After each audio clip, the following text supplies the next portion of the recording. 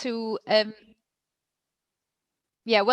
the webinar for Llysgenhadon Eryri, so for the Eryri ambassadors. If you wish to listen to this meeting through the medium of English, can you go to the interpretation option at the bottom of your screens and choose English? Ac wrth gwrs, os ydych chi eisiau gwrando ar y cyfarfod yn Gymraeg, i chi wneud yr un peth a dewis Jerman os gwelwch yn dda. A hefyd, fel ydych chi wedi gweld yn barod, mi fydd y cyfarfod yma'n cael ei recordio, ond wrth gwrs mae croeso i chi adael os ydych chi ddim yn hapus efo hynny. So the meeting will be recorded, but you're welcome to leave now if you're not happy with that.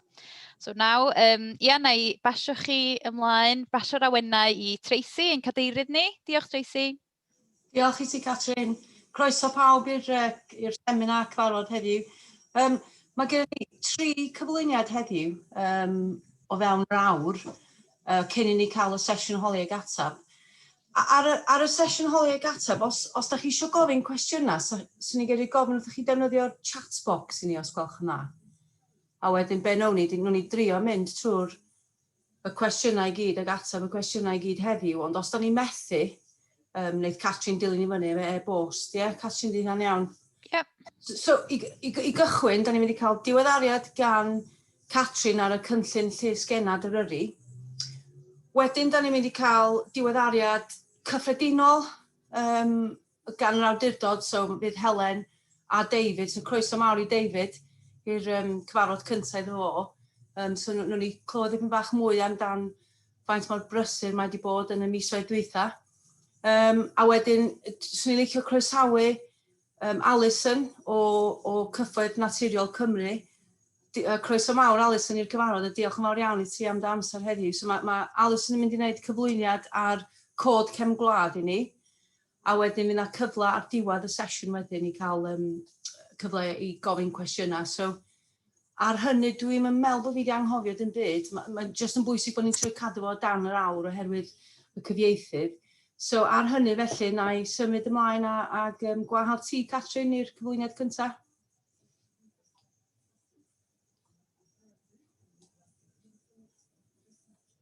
Ti ar mute, Catrin. Diolch, Tracy.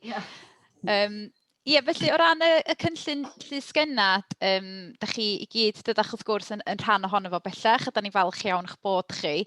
Ond fel da chi'n gwybod, mae o'n gynllun ehangach, wedyn da ni wedi cydweithio efo awdurdodau lleol ac ardaloedd eraill ar draws Cymru, ddweud y gwir. A mae yna gynlluniau gan y nhwtha hefyd yn eu hardaloedd nhw. Ac y newyddion diweddara ynglyn â hynny ydy mae Conwy wedi lansio bellach i cynllun nhw ar pedwerydd ar 15 o fis Mawrth. Mae Cyngor Gwynedd, Ceredigion a Chyngor Wrecsam wedi sicrhau arian i ddatblygu eu cynlluniau nhw hefyd, felly fe fydd yna gynlluniau yn yr ardaloedd yna. A fel da chi'n gwybod, fydden nhw i gyd yn cael eu hyrwyddo wedyn o dan y faner Llysgenhad Cymru. Wedyn, mae'n rhywbeth sy'n tyfu a rhywbeth da ni'n falch iawn o fod yn rhan ohono fo.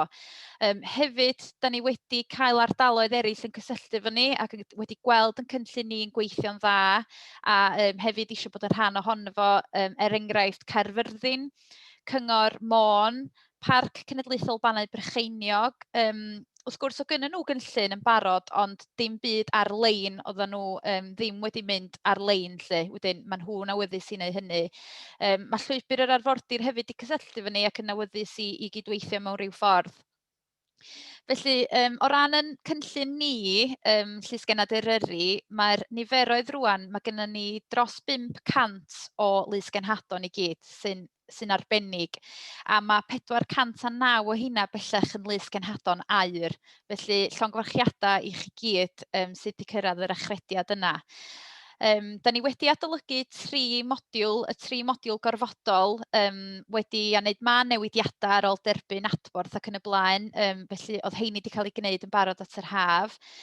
Hefyd, mi fydd yna fodiwl newydd ar y carneddau yn cael ei gynhyrchu. Mae yna brosiect wrth gwrs, does, prosiect partneriaeth y carneddau ar y gweill ar hyn o bryd sydd yn wych o brosiect, a mae nhw yn mynd i fod yn creu modiwl ac yn mynd i fod yn rhan o'r cynllun yma.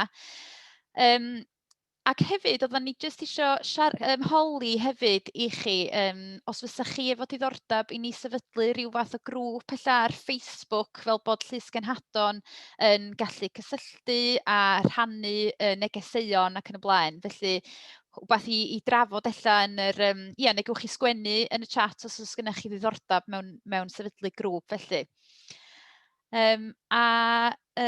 Hefyd, mae gennym fi ddiweddariad sydyn, jyst cyn y cyfarfod, mae gysi negas gyn Mary Kate o Gymdeithas Eryri efo diweddariad ar nifer o sbwriel mae'r cynllun caru Eryri wedi ei gasglu a chydig o ystadegau ynglyn â'r cynllun yna.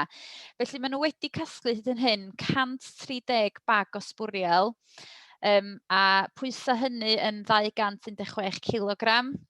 Mae yna 27 diwrnod gwirfoddoli wedi ei gwneud, a felly mae'r cyfanswm yr oriau yn 276. Felly, os oes rai na chi hefyd, a dwi'n siŵr bod yna wedi gwirfoddoli yn rhan o'r cynllun yna, diolch y fawr iawn i chi am hynny hefyd. Felly, dyna fo gyda fi. Diolch, Tracy. Diolch i ti, Catrin.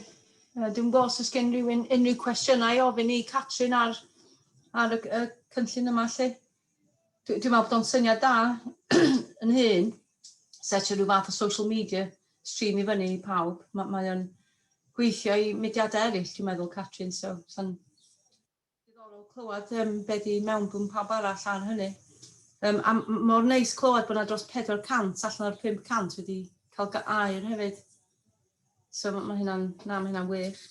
A dwi'n siŵr bod yna rhai ohonych chi yma heddiw, os oes gennych chi diddordeb yn gwirfoddoli, so i cysylltu efo Catrin.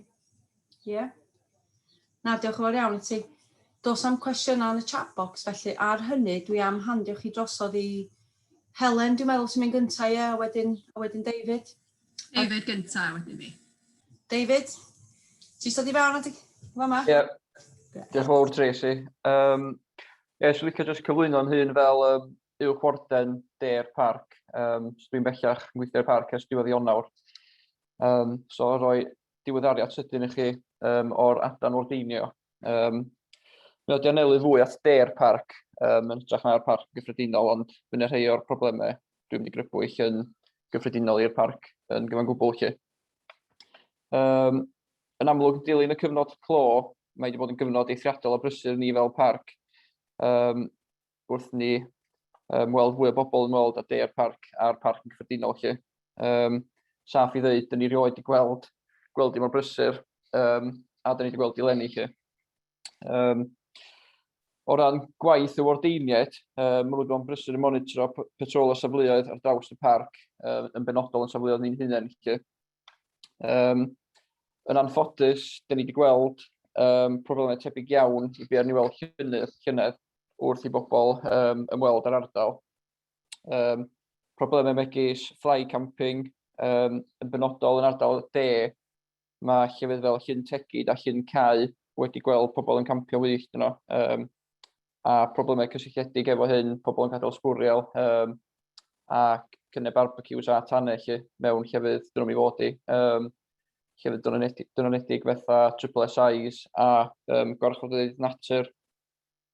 Eto, problem ar ni weld llynedd oedd campervans yn y meysydd parcio ac yn aros dros nos. Eto eleni mae hon wedi bod yn broblem iddyn ni fel adran wardeinio.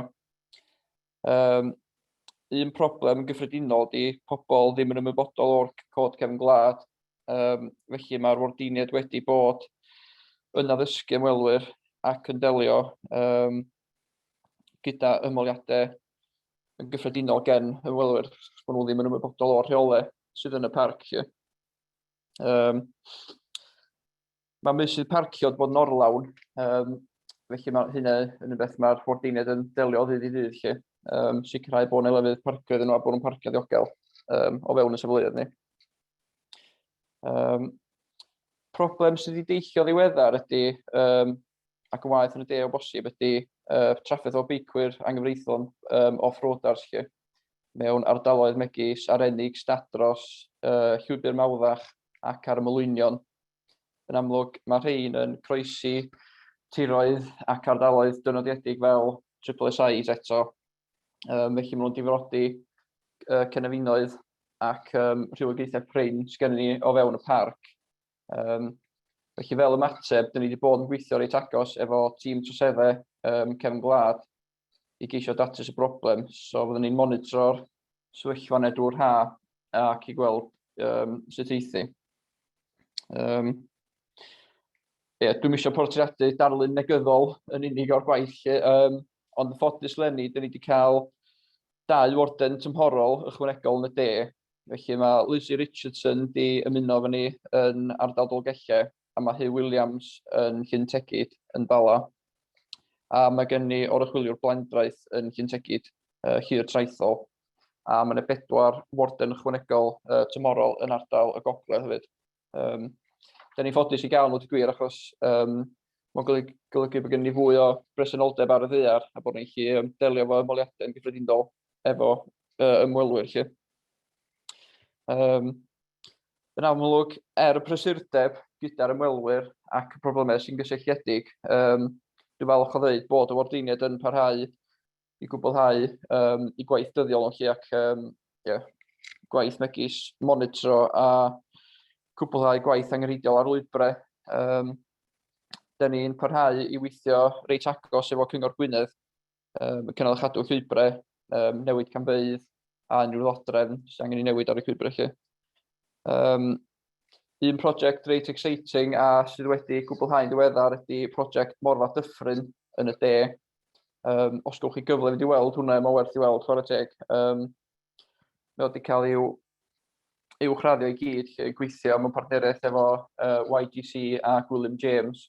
A dyn oedd gen ni warden lleol Gethin Cors yn goruchwylio'r gwaith. Lle mae wedi cael gwblhau ansawdd eithriadol o dda ac uchel. Mae lwybr sy'n addas ar gyfer defnyddwyr caderolwyn, a mae o'n multi-purpose. I ddiweddar, dyn ni hefyd newydd osod byrddau picnic sydd yn addas ar gyfer defnyddwyr caderolwyn yn ôl Idris. Felly yn amlwg, os ydych yn yr ardal, mae'n bosib iddyn nhw fwynhau y llwybr pwrpasol a lle pwrpasol yn aros i fwynhau'r golygfeydd ac yr ardal.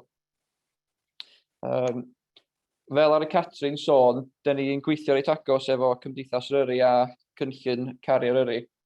Ac o ran safbwynt yr ardal wardeinio, allwn ni'n diolch digon i nhw, chwarae teg, achos mae gwaith maen nhw'n wneud ar y ddaear yn casglu sbwriel ac yn delio efo ymwelwyr yn gyffredinol ac i ymweliadau nhw yn amrisiadwy.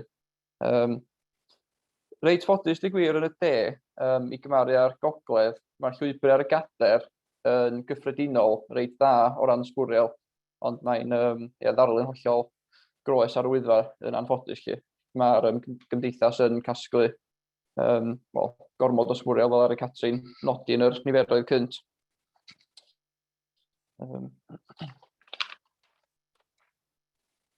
Da ni'n gobeithio hedfan Cerrig sydd yn brosiect reit exciting ar Mynydd Moel mwyn uwchraddio llwybr Mynydd Moel. Da ni jyst yn y broses o gadarnhau trefniadau efo'r cwmni hofrennydd. So mae'r gwaith yna i ddigwydd o fewn y misoedd nesaf unwaith ni'n cael yr Cerrig i fyny. Mae'r gwaith yn mynd allan i Dendar, felly fydd yna gyfle i gwmnïau lleol gwymantes o'r gwaith. Yn dilyn y cyfnod clo hefyd, mae yr adran wardeiniad wedi croesawu grwpiau o ysgolion a myfyrwyr yn ôl i'r ardal. Mae Arwel Morris, yr warden ardal Llyntegid, wedi croesawu grwpiau yn Llangower. Mae dwi'n casglu sbwriel efo nhw a wedi bod yn sgwrsio nhw efo ynglyn â bywyd gwyllt ac rhinweddau arbennig yr ardal leol. Un prosiect dyn ni'n gweithio ar y funud efo Elen Gwilym, technegydd yr adran, ydy dyn ni'n gobeithio arolygu gymaint o lwybrau ac yn bosib drwy'r parc i gyd. Edrych ar be ddodrefn sydd angen i uwchraddio a be fath o waith sydd angen i gwblhau yn gyffredinol. Felly'n amlwg, unwaith mae'r gwaith yn cael ei gwblhau, dyn ni'n gobeithio mynd ati i wneud gwaith ar y ddaear o uwchraddio'r llwybrau.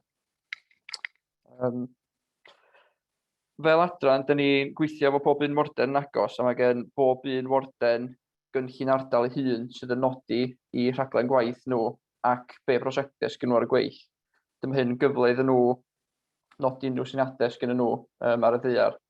A mae hefyd yn plethu fewn i unrhyw syniadau sgen y trigolion lleol. A os sgen unrhyw gyngor cymuned neu rwy'n penodol syniad sydd eisiau rhannu efo ni, mae hwnnw'n cael ei ychwanegu i'r rhaglen waith. Dyna sgen i ran diweddariad ar hyn o bryd. Dwi'n meddwl mae'n bwysig nodi yn amlwg, da ni wedi gweld dipyn o heriau wrth ail agor y parc yn dilyn y cyfnod clo, a bod y wardiniaid yn gweithio reit agos yn patrol ar safleoedd, lle mae'n bwysig nodi bod nhw dal yn parhau i wneud y gwaith dyddiol ac gwaith hanfodol lle o gynnal llwybrau a wneud yn siŵr bod y lle yn bleserus i bobl ymweld. Ond ar y llaw arall, diogelu y parc mwyn y trigolion lleol hefyd, lle, sydd yn rhan hanfodol o gwaith yr adran wardinio. Diolch yn fawr iawn ti, David. Diddorol iawn. Be nawn ni, dwi'n meddwl, di gofyn wrth pobl os dyn nhw eisiau gofyn cwestiynau i David, so chi'n rhoi yn y chat box a nhw'n ni delio efo ar ôl i Helen siarad. Mae jyst yn braf i glywed hefyd, David, bod y tîm wardeiniaid yn ehangu. Mae mor bwysig bod chi yn cael eich gweld ar y llawr yn gwneud y holl gwaith dda. A dwi'n meddwl ar rhan staff tîm ni, y bwrdd a pawb arall, diolch i chi gyd am y gwaith da da chi'n gwneud in very challenging circumstances, yn i'n dweud, David. So dwi am handu drosodd i Helen rwan, so dwi'n meddwl Helen wedi gwneud fel cyflwyniad mwy cyffredinol rhan ella rhai o'r atebion i rhai o'r heriau mae David wedi codi heddiw. Diolch Tracy. So Helen Pye dwi'n pennaeth ar yr adran ymgysylltu. Mae'n gwaith ni yn reit eang o ran yr adran, ond mae o'n llai operational na'r gwaith yr adran wardeniaid. So mae gennym ni rei o'r tîm yn gweithio ar gwirfoddoli, mae gennym ni tîm cyfathrebu, mae gennym ni tîm Catrin ag Angela sydd yn ffocysu ar bob math o pethau, ond mae hwnna'n cynnwys yr gwaith parcio trafnidiaeth ar hyn o bryd, so na'i sôn dipyn bach am hynna. So fel dwi'n sôn, mae'r adran ymgysylltu wedi bod yn ffocysu ar yr ochr cyfathrebu o pethau i ategu at be oedd David yn deud. Mae'r gwaith cyfathrebu'n seiliedig ar y gwersi nathon ni ddysgu o flwyddyn dwytha, really, lle oeddwn ni'n gweld yr issues a sut oeddwn ni eisiau trio delio efo hwnna flwyddyn yma.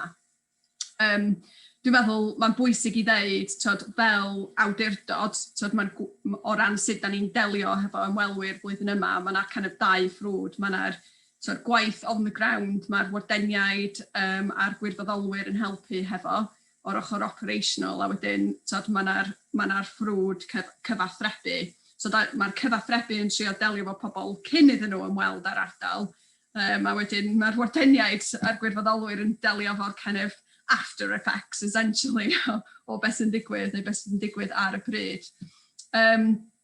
So, just o ran yr ochr yna o pethau ar ochr gwirfoddoli, a bach o syniad i chi o sut mae pethau di bod hyd yma o'n ochr ni.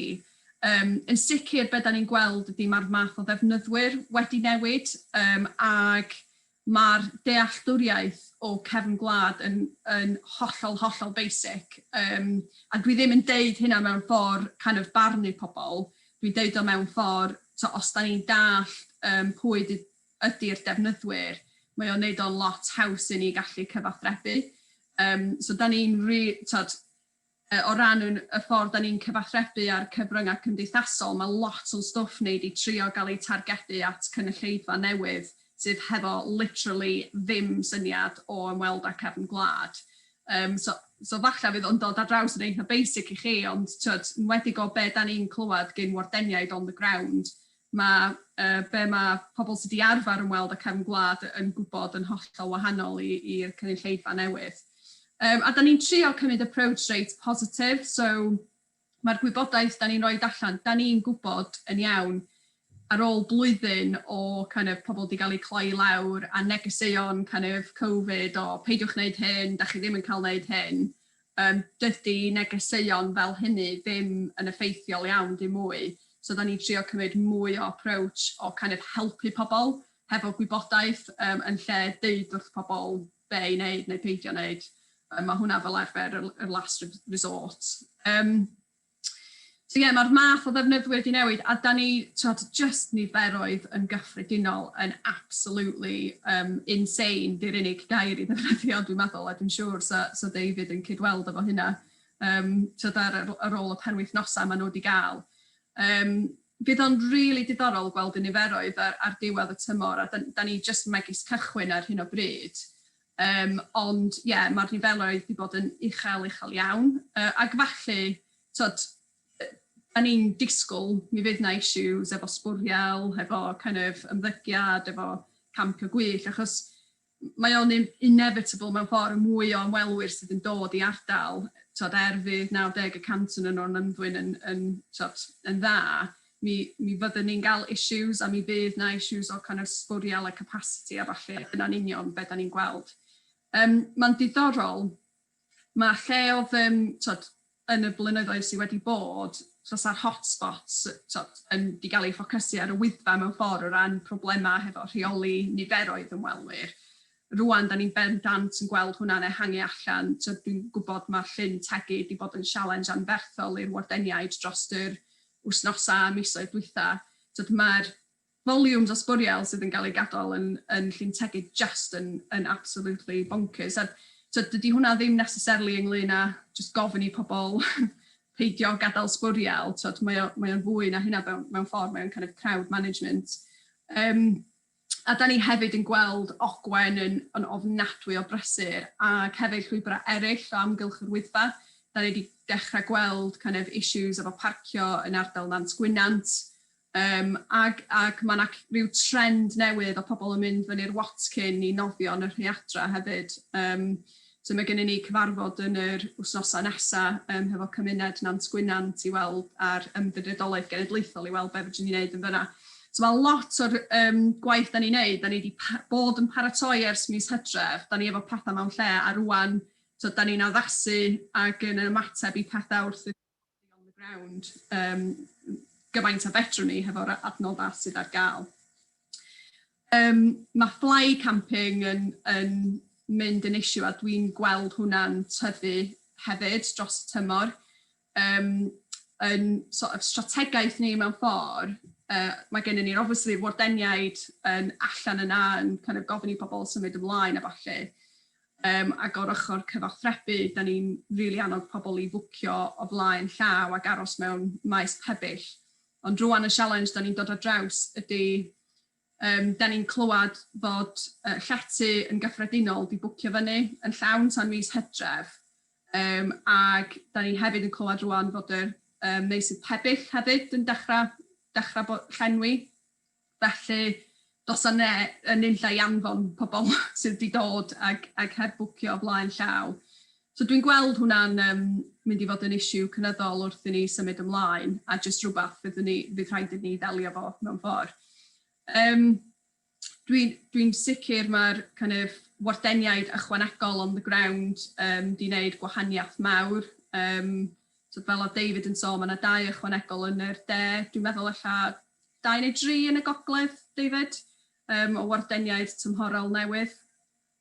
Don't quote me on that, o fi'n wrong, ond i feddwl cyn hynny na dim ond rhyw 9 o wardeniaid gan gynnwys yr uwch wardeniaid yn cyfro'r holl parc. Mae 2 neu 3 yn y gogledd a 2 yn y de yn wneud gwahaniaeth anferthol o ran capacity. Wedyn wrth gwrs i ychwanegu'r gwirfoddolwyr at hynna, da chi'n dechrau sylweddoli faint o wahaniaeth mae'r capacity ychwanegol o gwirfoddolwyr yn helpu ni fel Parc Cenedlaethol mewn ffordd. Mae'r ardaloedd, mae'r wardeniaid yn ei edrych ar ôl yn anferthol.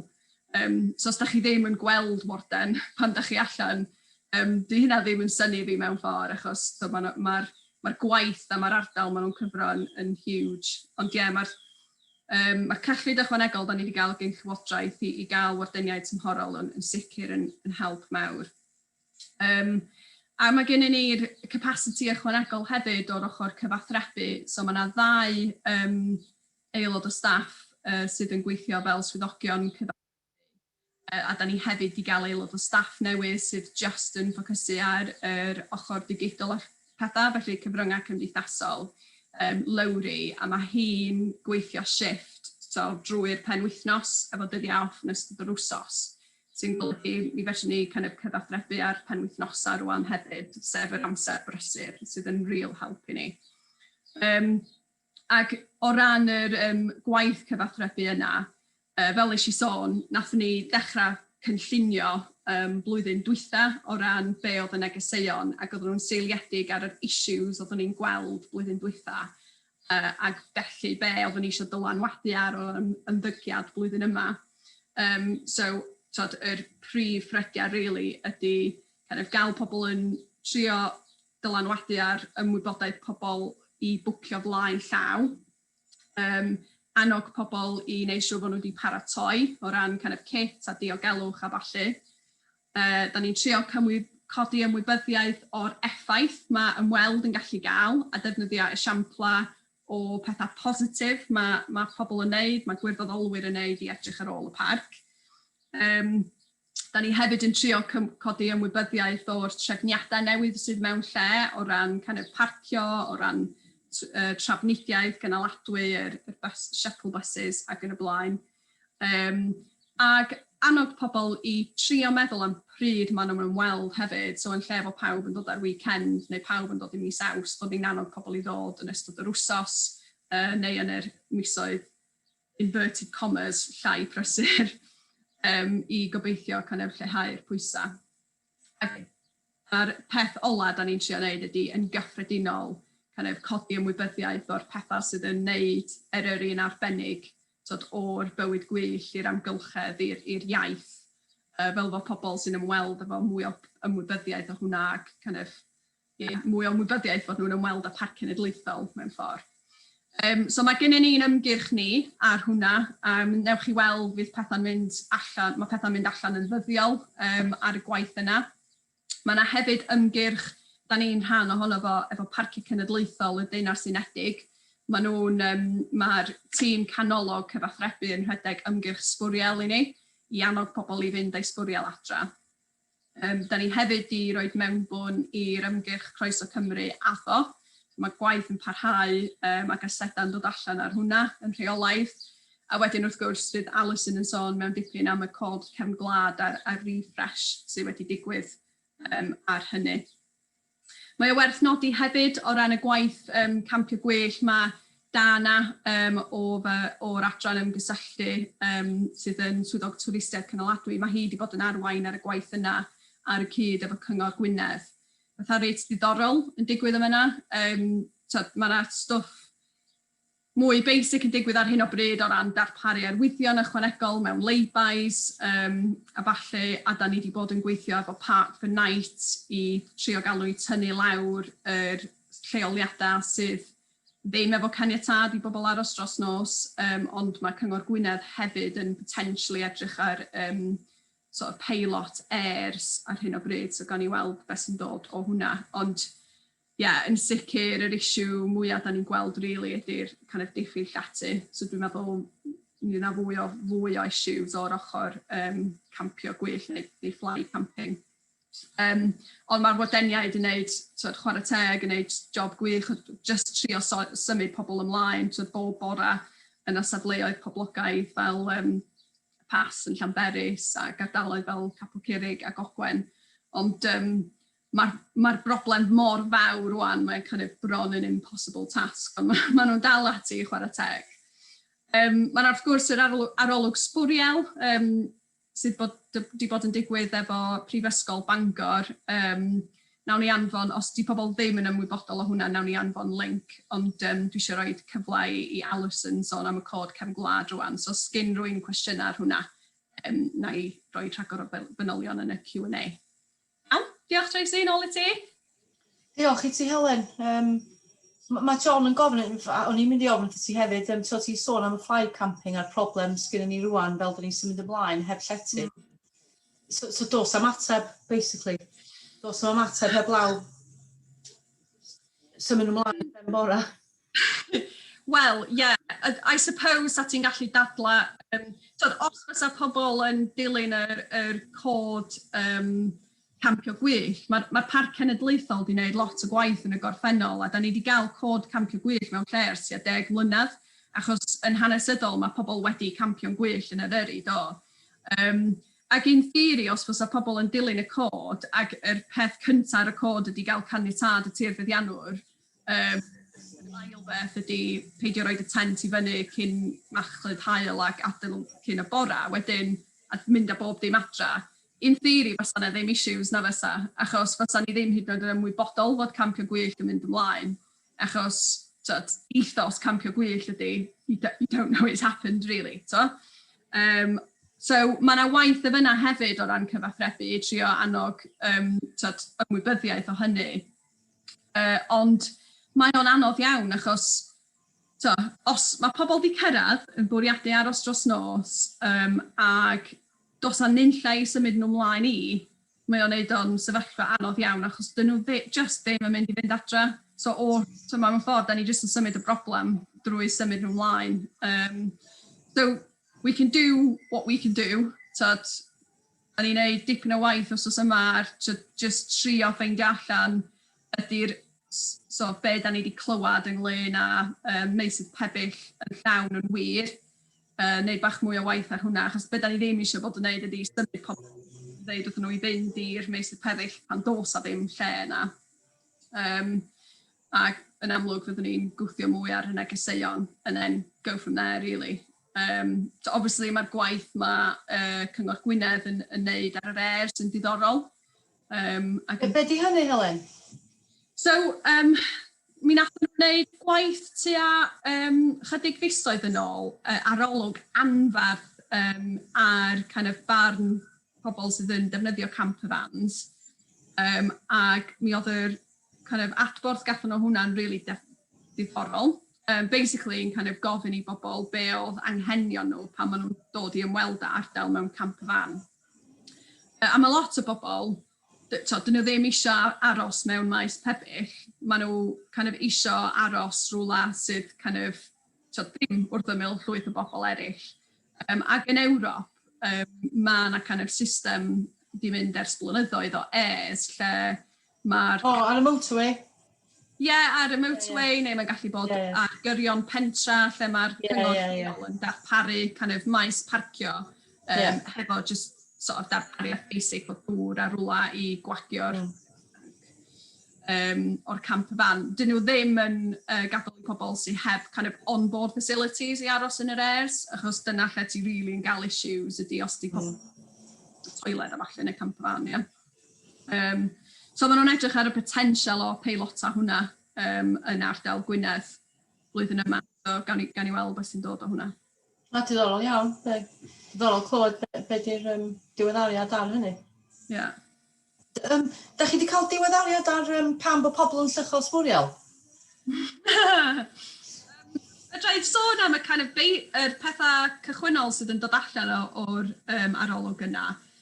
Really diddoriol. So, y rheswm dros wneud o ydy ffeindio allan ynglyn â pethau lle da ni actually yn gallu gwneud gwahaniaeth achos mae newid ymddygiad rhywun sydd wedi lluchio sbwriel ers iddyn nhw fod yn fach neu wedi gweld eu rhieni yn wneud yn kind of reit heriol mewn ffordd. Ond mae rhai o'r stwff na ddod allan yn diddorol enghraifft. Pobl ddim yn sylweddoli fod kind of croen banana neu kind of afal i ni yn sbwriel. So dychmyga ardal fel Wyddfa dros 500,000 o bobl yn mynd i fyny bob blwyddyn ac mae'n cymryd dros flwyddyn i croen banana pydru. Mae hwnna'n 500,000 o croen bananas os mae pawb yn taflu un croen. So dydy'r pobl sydd yn taflu croen ddim yn meddwl bod nhw'n taflu sbwriel a maen nhw'n dieddol o bod yn pobl reit isio edrych ar ôl cefn gwlad. So mae hwnna probably yn rwla lle fedrwn ni actually neud gwahaniaeth i'r ymddygiad pobl drwy roi negeseuon allan ar hwnna. So yn lle deud peidiwch lluchio sbwriel, da ni'n deud, oeddech chi'n gwybod bod croen banana yn sbwriel i ni, a dyma faint mae gwirfoddolwyr di casglu mewn wsos, y fath yna o beth, lle mae'n actually gallu neud gwahaniaeth i be mae pobl yn neud. Diddorol. Dwi'n sylweddoli bod fi sy'n gofyn y cwestiwn ag i. Be nhw'n ni, dwi'n meddwl, nhw'n ni symud ymlaen at Alison, a wedyn Dwi'n meddwl bod ni wedi ateb cwestiwn chdi, John, a pwynt da, dwi'n cytuno, to mae nifer o pitches yn mynd yn llai ac yn llai. So, yeah, ella gown ni sgwrs am hwn wedyn. Mae hwn yn really timely wan, dydy. Mae mor bwysig o ochr addysg i addysgu bobl. A diolch Alison am dod yma heddiw i wneud y cyflwyniad i ni. So, ar hynny, Alison, a'i handio drosodd i chdi? Okay, I'll just try and share my screen. If you can let me know when it comes through. Yep, that's fine, Alison. Yeah. Great. Okey-doke. Okay, hi, and thank you for having me along today. My name's Alison Roberts, and I'm the Specialist Advisor for Responsible Recreation within Natural Resources Wales. And one of the key areas of my role is leading on the Countryside Code policy. I know that many of you will be very familiar with the Countryside Code, but some of you may not be so. And I hope I can provide you with some insight into this area of work today, and that will be of some benefit to you. What I'll do is I'll start with a little bit of the legislation behind the development of the Countryside Code. And you may know that NRW has a statutory duty under the National Parks and Countryside Act for the preparation and publication of a code of conduct, but also a duty under the Crow Act to issue and from time to time revise a code of conduct as well. It's probably worth pointing out that NRW don't have a specific duty to promote the Countryside Code, but we obviously do undertake promotion through our own channels, and especially after the 2021 review and what's gone about since sort of the COVID pandemic, of course. I'll go into a little bit more detail on our promotional resources a little bit later through the presentation. But for interest, there's been a number of Countryside Code versions since the 1930s. I actually have a 1961 printed version of the code, and as I've been going through that, I've been realising that it actually has the same messages that we try and get across today, really, but it's perhaps just expressed a little bit differently, maybe a little bit more authoritative in its speak back in the day. You also may remember the Aardman animation campaign back in 2004 with the Creature Comforts animations. This was a pretty successful campaign, and it found its way into schools and through the media at the time. But then 2020 hit us, didn't it? And COVID brought a number of different pressures and new rules, especially for those visiting the countryside safely. We needed to integrate social distancing into some of our messages. So this was woven in to become a sort of temporary COVID code at the time. But all of that was sort of prior to the refreshed code that we've done this year and that you see today. Really, the Countryside Code sets out responsibilities for visitors to the countryside and those who manage the land. It encourages all users of the countryside to respect other people and the natural environment and to enjoy the outdoors. So since 2013, NRW has created a number of activity codes to complement the overall Countryside Code, and that's been done through quite wide stakeholder engagement. And they include things like the Trail Users Code, there's Dog Walking Code, but also things like Wild Swimming and a Canoeing Code.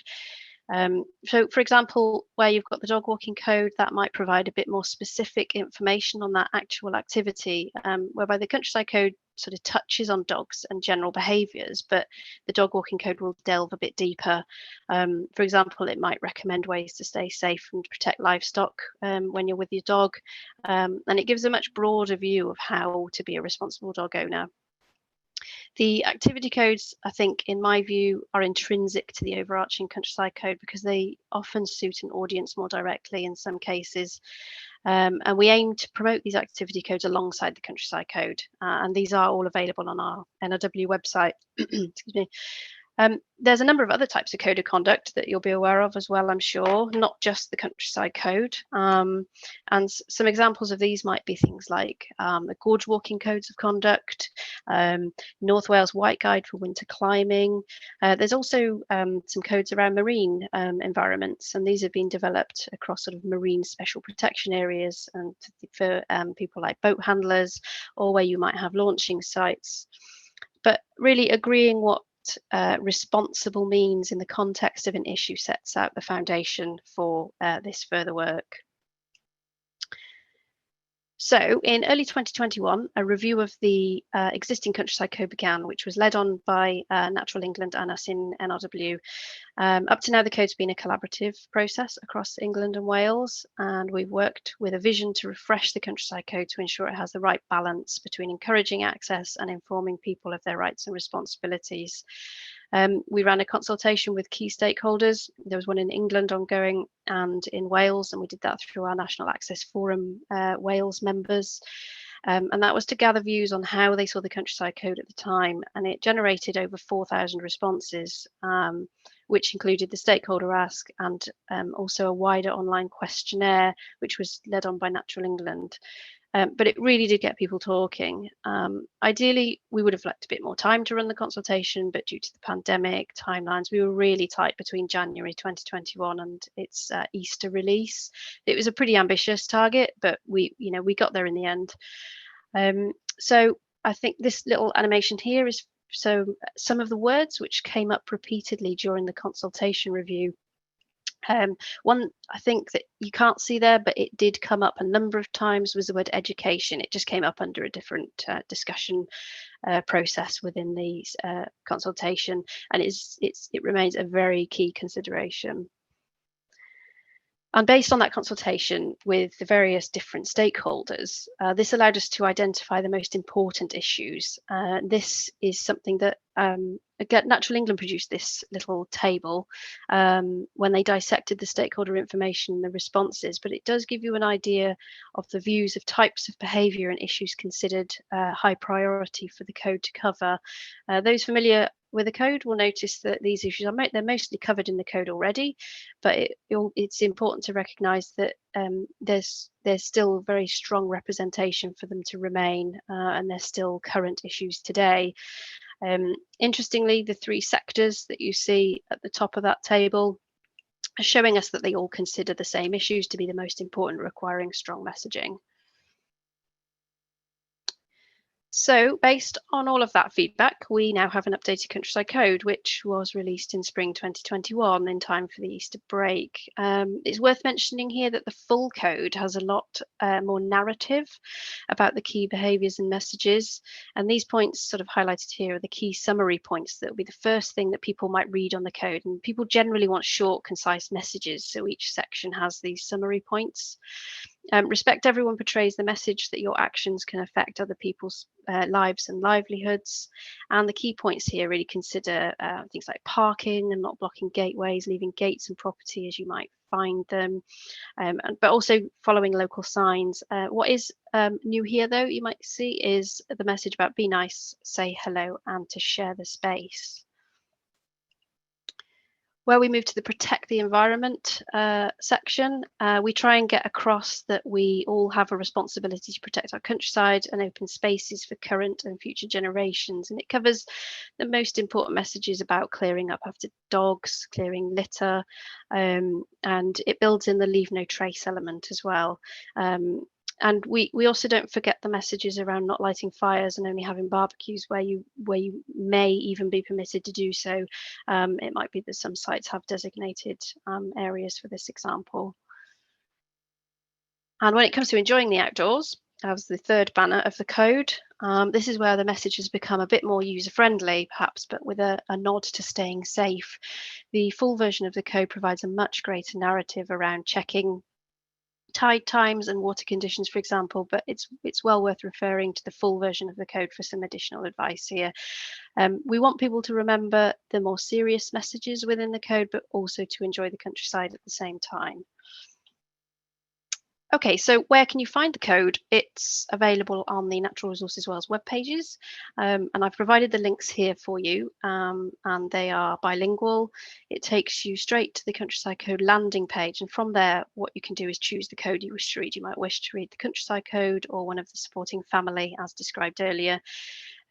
We encourage our partners and other organisations to also link to this, or to share the Countryside Code on their web pages where they can as well. Let's try and extend its reach. The Countryside Code doesn't have its own individual social media pages, but if you are using social media, then we encourage anyone also to use the hashtag Countryside Code. Something you might be interested in that we developed a couple of years ago is these animated videos to promote messages of responsible recreation from the code. And these are, again, available for your use, and we have them on our NRW YouTube channel. I've supplied the links here for you. We've got 9 animated videos, including things like keeping dogs under control, sharing the space with the trail users, clearing up after your dog. There's also one around checking and cleaning equipment after canoeing, for example. So there are some really good resources there for you to use. We've also released a number of resources via what we call a share file through a toolkit. And when you open it, it should look a little bit like this. And it consists of things like videos, photography, logos, illustrations resized for social media, again, the animations, which I've just touched upon now, but also a poster of the Countryside Code summary points I've been through in this presentation. And you know, if you do go to this, please do use it, because it's a way of promoting the code through your own channels and networks, because really by working together and sharing these resources, we really do have a much greater reach and impact. We need to try and make an impact, so please share and share away. This is an example of the Countryside poster I've just mentioned, which was developed out of the review. It's editable as well, so you can throw on your own logos should you wish to. It identifies the main points arising out of the code as shortened versions of the longer and fuller text, and it allows the reader really to scan the code and pick out the main behavioural points that we want to promote. And as a second side to that poster, we take you through some of the signs and symbols that you might come across on public rights of way. For instance, it also includes things like national trails, the Wales Coast Path, and some access land provision signage as well. And it could be posted, I guess, on sites, for example, at points that visitors might see first on arrival, at information points, or it just could be used digitally or in a leaflet format. We don't currently have a hard copy of the leaflet at this stage, the printing of which is dependent on resources, and it's something for the future that we will be thinking about, but for now, these can be printed and shared digitally. Really, just to finish off, if you haven't already heard of this campaign, Visit Wales launched what they called its ADDO campaign, meaning to promise, and the main message here is to make a collective promise to care for each other, our land and our communities. It was a Visit Wales Welsh Government initiative, but the linkage within this campaign is really strong to the Countryside Code, which is really good to see. The toolkit web link that is there available for you. You may have seen these again, but these are toolkits available as business resources for the Wales Coast Path and our national trails. So this is for things like accommodation providers, walking holiday organisers maybe, and some other business interests. But these 2 toolkits, again, provide some really useful resources for you to use. So take a look at these. They're available for your use, and hopefully they'll be useful and complement the Countryside Code toolkit, of course. And I think I'll leave it there. That's it. Apologies, it's a bit of a whistle-stop tour of the code, but thanks for listening. And as I said, I'm happy to share this presentation with you via email, or however Katrin might want to share it. Alternatively, feel free to email with any queries and requests for resources. I can send those out individually as well. Jill, thank you very much. Thank you very much, Alison. Very interesting. I think it's generates a few questions as well. But I think the answer to a lot of the questions is that Katrin sends your presentation around everybody, and all the links and your details and your email address will be on that presentation. Yeah.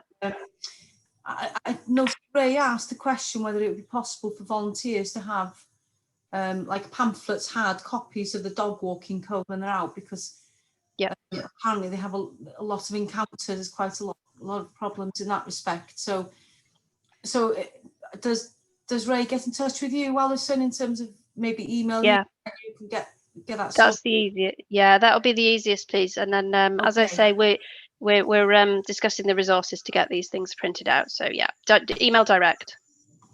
Yeah, and there's another question here too from Simon about, I think this is really more directed to Helen and your team. Helen, how can they spread the countryside code on the ground with suggestions of posters, possibly at the beginning of paths? Yeah, diolch, Trace, and thank you.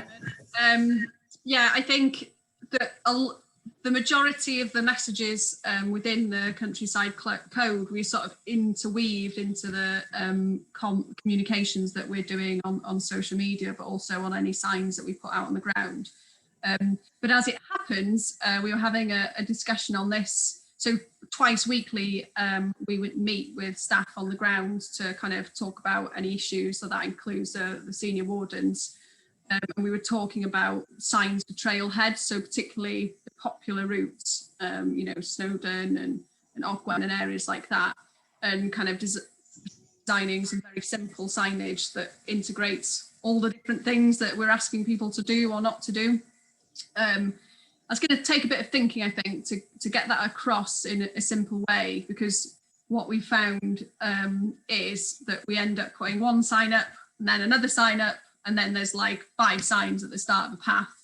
And in terms of the information that an individual can take in as they go through a gate, it's quite limited. So we're going to look at just squishing it all onto one sign and making it really nice and simple. So we'll be looking at that in the coming weeks to see what we can come up with kind of visually, really, rather than kind of text. So it just kind of gives a quick message across to people. Hopefully that'll help, you know, as our ambassadors, volunteers out on the ground, if people are getting the message at the trailhead about kind of no camping or litter or what have you, or keeping dog feed, then hopefully that'll help you when you're out and about there trying to tackle some of these issues. But I like John's idea too, you know, because I think it's a really good way of linking up with the Carrier Early programme. I'm just wondering whether, I don't know whether you're teaching ducks to suck eggs, what's the saying? Don't speak England very good. But it might be worth having maybe the ambassadors to have the presentation from Alison, you know. Don't know whether that would help, you know, that the volunteers on the ground, you know, the Carrier Early. Maybe a 15-20 minute Zoom with them, possibly. I imagine a lot of them are here today, aren't they? Yeah, well, yeah.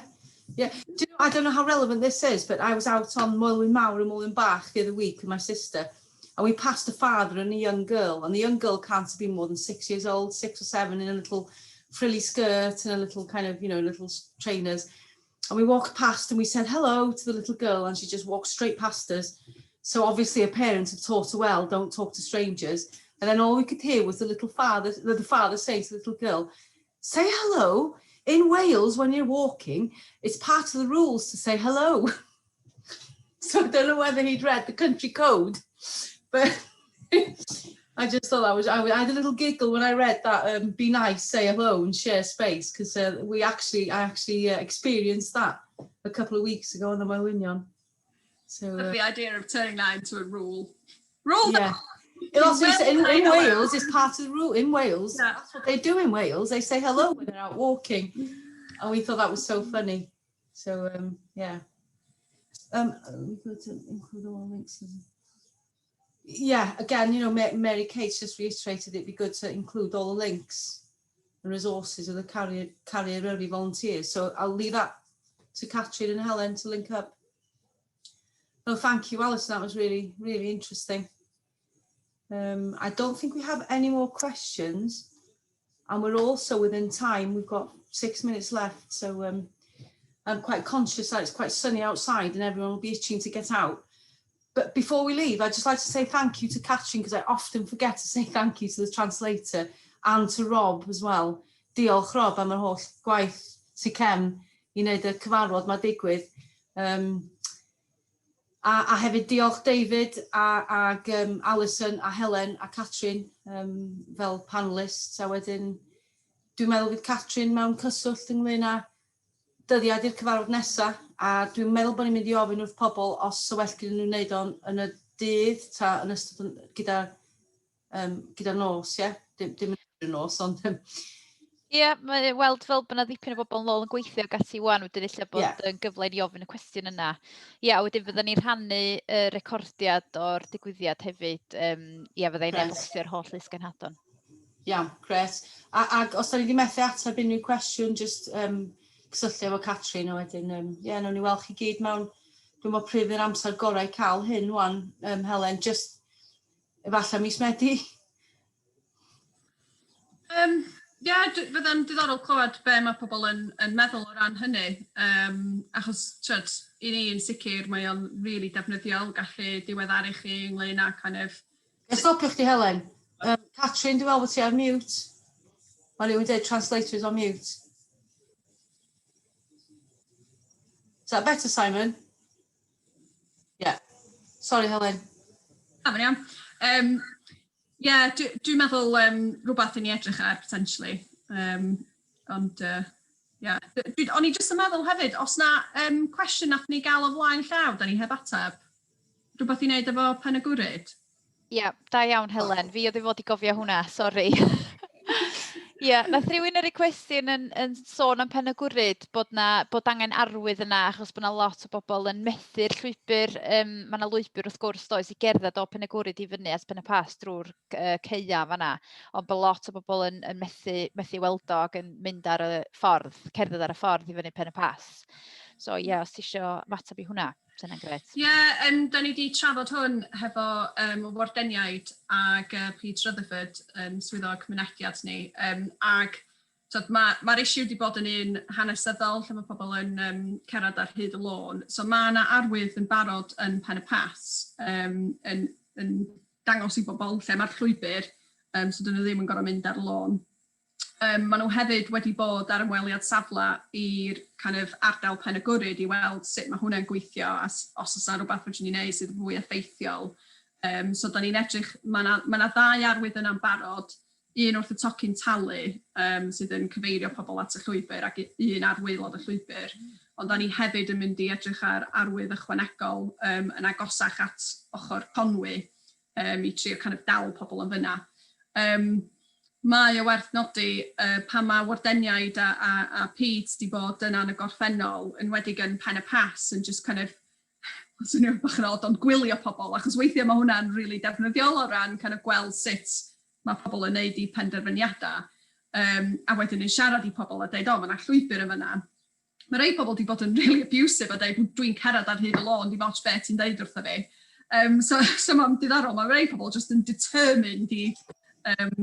I don't know, a fi hynna'n drwy cerdded ar hyd y lôn, be bynnag da ni'n neud, ond dwi'n meddwl bydd yr gosod arwydd ychwanegol ar y gwylod yn helpu. Mae'n just bach yn cymleth, achos bod o reit wrth ymyl yr highway, ddim just yn hawdd just roed arwydd i fyny, achos mae'n gorfod cyd-ymffurfio hefo rheola highways, so da ni just angen cael sgwrs efo Conwy neu Gwynedd, ond we're on the case with that, so diolch yn fawr. Rhywbeth fel na, os da chi eisiau fflagio hefo ni, mae o hyd yn really defnyddiol gael kind of fresh eyes ar pethau. Da chi'n gweld bod na kind of issues. Fasa, da ni just i arfer efo yn dechrau sa rwy'n kind of o'r fresh ddim yn kind of sylweddoli wedyn. Mae'n really defnyddiol, so just, keep in touch. Diolch, Helen. Ac eto, ti'n iawn, mae hwn yn ongoing issue dydy. Mae wedi bod am blwyddyn y ddwy. A hefyd, so fe wedi feddwl am y pobl sydd wedi bod yn cerdded am oriau, mae traed nhw'n lladd nhw, a peth ola maen nhw eisiau gwneud ydy mynd lawr llwybr arall, so well gyda nhw'n mynd ar tarmac, ond mae 2 ochr i bob dim, mae'n siŵr yn does. Ond diolch, diddorol, dwi'n siŵr fydd arwydd mwy agosach i Conwy'n help mawr. Da iawn. Reit, ar hynny felly mae gen i ni 30 eiliad cyn yr awr. So da ni wedi cadw o fewn yr awr. So ar hynny, dwi jyst eisiau, deud diolch yn fawr iawn i chi gyd, ac nhw'n i weld chi mewn couple of months, mae'n siŵr, Helen? Mis Medi, mae'n siŵr.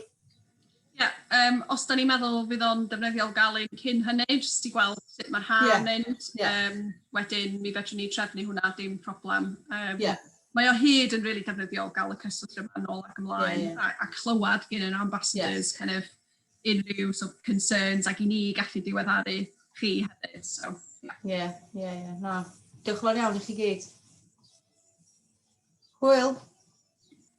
Diolch.